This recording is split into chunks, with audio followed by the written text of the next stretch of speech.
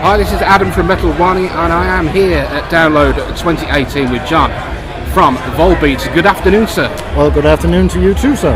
How are you? Pretty good. Had lunch, and now I'm doing press, so what else is there to say? The world is good. The world is good. You've had lunch. Welcome back to Castle Donington. Surely your second home by now, isn't it? Well, almost. I mean, we actually talked about... I can't remember if we have played here 3 times before, or if this is our 3rd or 4th time. I honestly don't remember anymore. I think it's your 4th. It is our 4th. I believe it is your 4th, yeah. Okay. Let's talk about this. On the release back in 2016, in June, Seal the Deal and Let's Boogie debuted in number 4 in the top 200 Billboard charts, selling 48,000 units in the first week. That's amazing for a rock and roll band these days. Yes. Why do you think that album was so loved?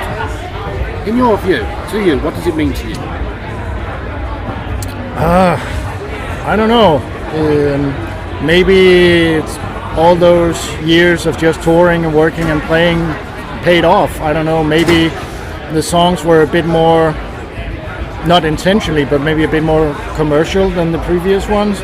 Maybe the record label found the right spot for us to release the album. I mean, there's a lot of things that could be why. I don't have a definitive answer why. You're currently working on new material though, aren't you? Yeah. With the current schedule. How do you do that mainly? Is it on the road? How do you get time to do that? Well, after the last European run, which ended in September of last year, we kind of took a couple of weeks off, did the Alter Bridge thing in the UK, and then we basically went into the rehearsal room and has been there ever since. Until a couple of months ago, where we did a small South American run, and then we went back into the rehearsal room, and now we're back out doing the final shows on the summer run, and after that we're heading straight back into the rehearsal room. But Michael writes at home always. You know, he has a tape recorder, he has a guitar, he's basically spending every day sitting at home, coming up with stuff, going through stuff that he may already have written. We meet up twice a week in the rehearsal room for a couple of hours and sort out ideas, started working on new stuff. So, how are those ideas coming together at the moment? What sort of direction is the album taking, do you think? It's Volbeat. It's Volbeat. Yeah, pure and simple. You know, for me it's kind of hard to say what it's going to sound like, because once we go into the studio, things might change anyway. You know, sometimes you would have an idea where you kind of went, oh, this is going to be the biggest thing ever, and once you record it, you go, oh, I guess it wasn't. And then other songs where you kind of maybe think, oh, it's maybe more like a throwaway or B-side or something, ends up being one of the best songs in the album. That happened on the last album, actually. The song Let It Burn, we thought it was kind of like a B-side maybe type of thing. We really wasn't paying that much attention, but once it was recorded, it was like, no, this is not a B-side. This is definitely going to be on the album for sure. So a lot of things can happen. It's a strange old world, isn't it? Yeah, it is. It's a strange old world. Let's talk, you guys are out on tour with none other than this weekend Saturday headliners, Guns N' Roses. How did you feel about when you got the call for that? How do I feel about that? Well, I mean, it's probably the biggest tour this year, I would imagine, apart from obviously Metallica and the Rolling Stones. But so when the offer came, it was like, and it made sense for us to do these shows because some of the markets we haven't really been able to do anything by ourselves, you know. So it's like, well, who would say no to play a stadium in Spain with Guns N' Roses? Sure, let's do that. We're going to Estonia with them. Perfect, why not? You know, it's sold out shows everywhere they go, and you know, there's a new opportunity and hopefully play for a lot of people. It's a great opportunity for any band. Yeah, absolutely. Absolutely. Now my favourite subject. Let's talk a little bit about my favourite pastime, which is drinking rum. And you guys, you've got the whole sort of Volbeat Rum thing going on. Tell me about that a little bit. How did you get involved? And I think it started. You should actually ask Michael about that one, because he's the guy who likes the rum. I like some types of rum, but I'm not a big drinker on rum. I prefer beers.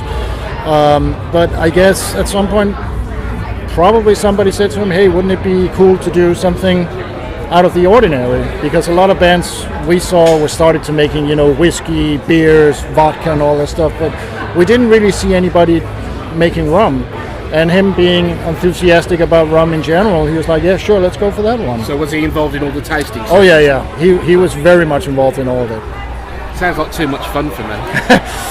Yeah, definitely gives you a headache. Finally, how pumped are you for your performance later today? Are you ready? Are you fired up on all cylinders? Oh, we're going to be ready. Not yet, but we will be ready. And is it a mixture of older stuff, newer stuff? Are you putting any new songs in there today? I don't think so, because we only have an hour, so I don't think we're going to do any new songs. I haven't seen the set list yet, though, but we've been playing one new song on the last week and a half in the UK. I don't know if we're going to play it today, but I would guess it would be, you know, a mix of everything. And with any luck, Barney might be there too. Well, maybe so. Maybe so. Oh yeah, we asked the fans at METALLICA who they would like you to tour with, or to do a gig with. Volbeat and Ghost. How do you feel about that? That's very scary. Well, I mean, Ghost is definitely on their way up. You know, I'm not a fan of Ghost at all. I've seen them live, supporting Maiden in Canada, but I mean, I'm pretty sure they're going to be big. I mean, they got the image. He's a very, very clever songwriter. Tobias, yeah. He has a crack for good melodies and everything, and I'm pretty sure they're going to be huge. So, yeah, it might work. I mean, who knows? Who knows what the future holds for any of us? Who knows? The only thing we know that Keith Richards is still alive. Yes, as long as that happens, everything is good. We're all good. We're all good. We're all good. Well, thank you very much for your time this afternoon on Metal Morning. Have a great show later on. I'm going to try and get out front. Good. Because I'm a huge fan. So will I. I'll try to get out front too. Yeah, if you wouldn't mind, give me a wave. I will. Thank you. I promise. Cheers. All right, cheers.